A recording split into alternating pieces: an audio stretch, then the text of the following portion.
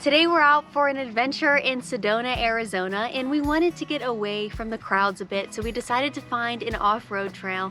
This trail is called Loy Butte Road. It's about 13 to 14 miles each way. I'm not certain if we'll do the entire thing today. It looks like it should be pretty quiet out here, and there should be some beautiful scenery along the way. So the first thing that we did when we got to the trail was air down our tires. Today we went down to about 20 or 21 PSI in all 4 tires, and we're gonna hit the road. Are you ready to go for an adventure? Are you ready? Okay, let's go. So I think I used the wrong choice of buzzwords for these dogs because I said, let's go. They both immediately jumped out of the car, and now this is what's happening. So we hit the road, and it wasn't long before we began driving through big red canyon rock walls. This is a part of Sedona we've never seen before. A lot of the off-road trails that are right in Sedona get super busy, so we were really excited to be out here exploring away from the crowds. This first part of the road was an easy drive over pretty smooth dirt. However, as you'll see, that isn't the case a bit later on today as we end up encountering some pretty exciting obstacles on the trail.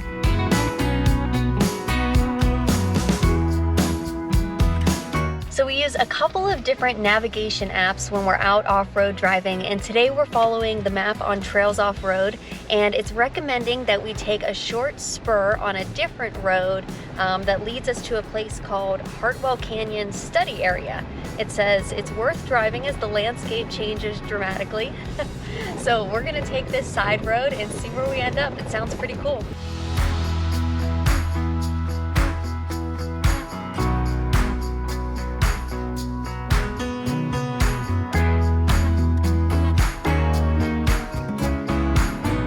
So I'd say taking that short spur off of the road we were traveling on was totally worth it. The views up here are amazing, all of these red rocks surrounding us. Back behind us, there are a couple of different cliff dwellings, I believe. One is called the Honanki, I'm sorry, I'm definitely pronouncing that wrong, site, which is a heritage site that's currently preserved, I think, and you can actually go visit it. So we're going to stay up here, enjoy this for a while, have some lunch, it's about that time, and then hit the road again.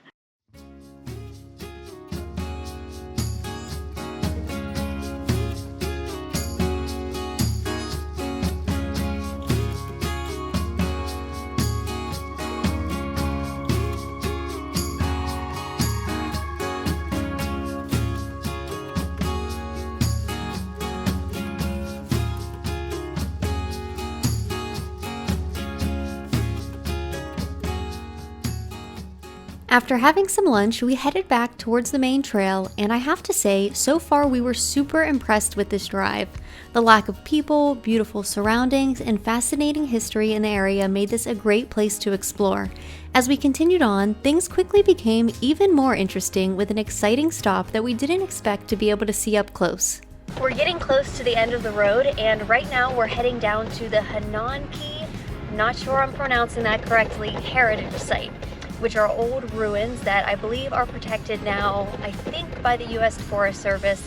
Don't quote me on any of that, but it seems like there's a lot of history back here, and we're looking forward to going to check it out.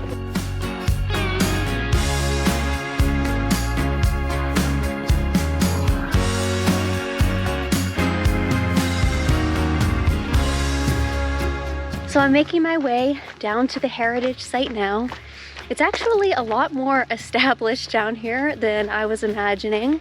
There's a ranger station. Well, I don't know if it's an actual ranger station, but they had someone working down there where you had to sign in and got some information about the heritage site. And unfortunately, there's no pets allowed on the trail down here. So Paul was nice enough to stay back with the dogs and occupy them while I do the 0.75 mile loop down to the heritage site. So there's a very well-maintained path down here, and even signs telling you what type of trees are around here. And we're surrounded by these beautiful tall red rock walls.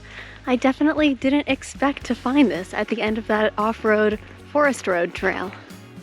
There's some absolutely beautiful trees down here.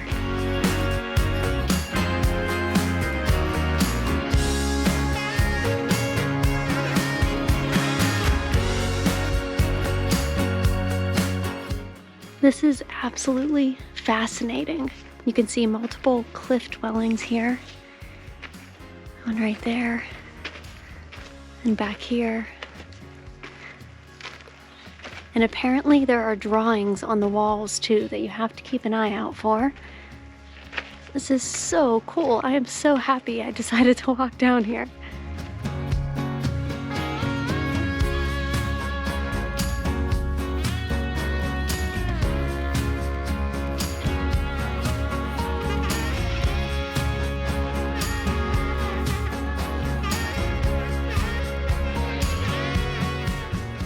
Wow, that was so incredible to see and experience.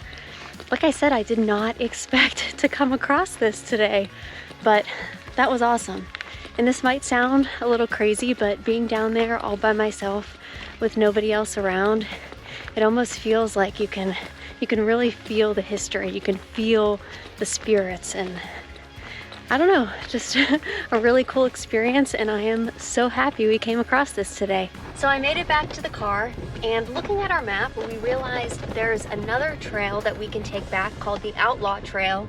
This seems to be a little bit of a more difficult, challenging off-road trail than the one we brought in, but we're gonna give it a shot, see how it goes. Doesn't look like it should be too bad, but might take us a little while longer, but it'll be nice to have some different scenery on the way back home. The Outlaw Trail is significantly more technical and challenging than the Loy Butte Trail.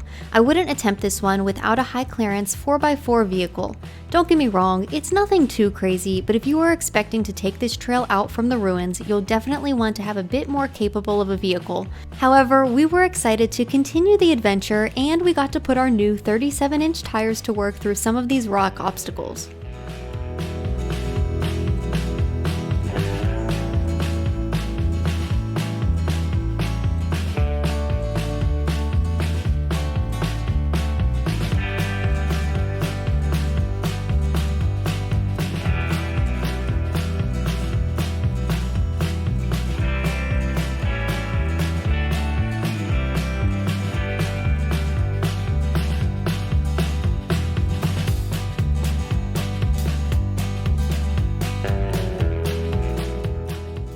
So we've been making our way back down this new Outlaw Trail, and we saw this big open space here with this incredible view behind us. So of course I had to make Paul pull over, take some pictures of me on top of the Jeep here. But we've really been enjoying this so far. I love when we get to take one trail in and one trail back, and coming upon those cliff dwellings was just the cherry on top. That was so cool. I think we have about 2.5 miles left to go, so we're gonna relax here a little longer, let the dogs stretch their legs, get their energy out, and then finish up this trail. After spending some time relaxing and enjoying those views, we started making our way back towards the beginning of the loop and back to the highway. This was definitely one of my favorite off-road adventures we've ever had. There was such a mix of scenery and things to do, and overall it was just a great day.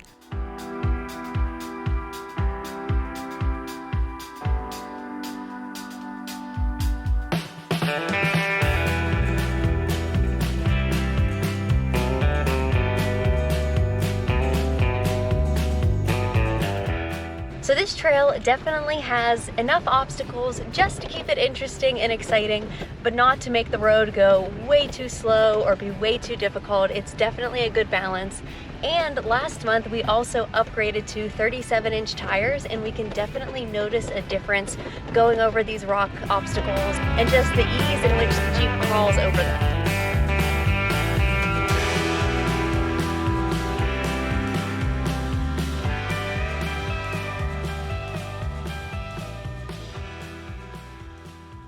We're all finished up on the trail. We had such a great day out exploring those roads near Sedona. We're here at the gas station putting some air back in our tires before we head on home and enjoy a relaxing Sunday night. If you're not already, we'd love if you subscribe to our channel and gave this video a thumbs up. Thank you as always for watching, and we'll see you on the next adventure.